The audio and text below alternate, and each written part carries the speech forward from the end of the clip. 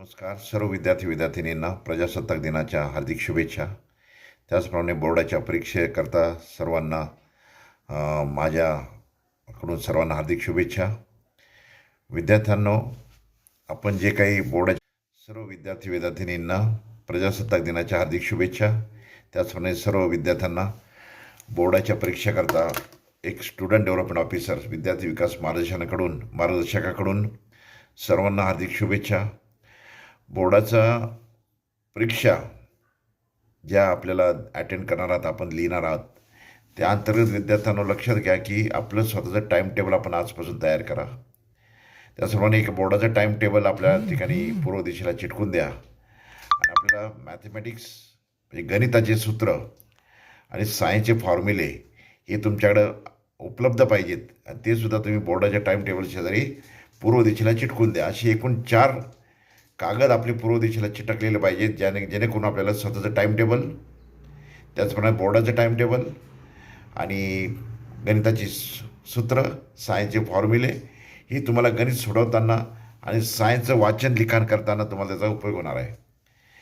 माझं सर्वांना एकच निवेदन आहे विद्यार्थ्यांनो की तुम्ही पेपर लिहिताना सर्वात सुंदर म्हणजे तुमचं हस्ताक्षर पाहिजे, सुटसुटीत तुम्हाला लिहिता आलं पाहिजे.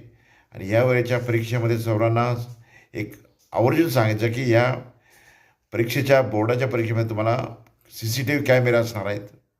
प्रत्येक रूममध्ये, ग्राउंडमध्ये CCTV कॅमेरे असणार आहेत.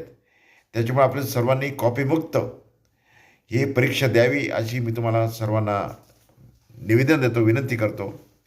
त्याचप्रमाणे विद्यार्थ्यांना लक्षात घ्या की आज आपल्याला जो अभ्यासक्रमामध्ये जे काही विषय आहेत त्या विषयापैकी तुम्हाला जे निबंध येणार आहेत ते सुद्धा खूप आगळेवेगळे येणार आहेत. त्याचप्रमाणे ग्रामर हे थोडं तुम्हाला अवघड येऊ शकतं आणि पेपर लिहिताना तुमच्यामध्ये एक डेकोरेटिव्ह पेपर ॲन्सर शीट तुम्हाला लिहिता आलं पाहिजे.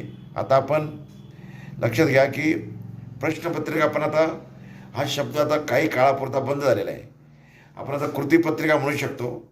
कृतीपत्रिका म्हणजे प्रॅक्टिकल आपण लिखाण करणे, प्रॅक्टिकली प्रश्न सोडवणे आणि फिगर्स, आकृत्या व्यवस्थित काढणे, एका खाली एक सर्व सुटसुटीत सर्व ॲन्सर शीट तयार करणे आणि शेवटचे 15 मिनटं आपण त्या सर्व जे प्रश्न सोडवलेले आहेत त्याच्याकरता आपण कृपया द्यावेत, जेणेकरून तुम्हाला कुठे जर आपण चुकून काही राहिलं असेल, आपले मार्क त्या ठिकाणी कट होऊ नयेत, आपले चांगले मार्क मिळावे या दृष्टिकोनात सर्वांनी आपले शेवटचे 10-15 मिनटं कमीत कमी राखून ठेवा आणि आपला सर्व पेपर आधी सविस्तर चेक करून घ्या, ज्यामुळे तुम्हाला ते मार्क जे उरलेले असतील ते तुम्हाला मिळू शकतात.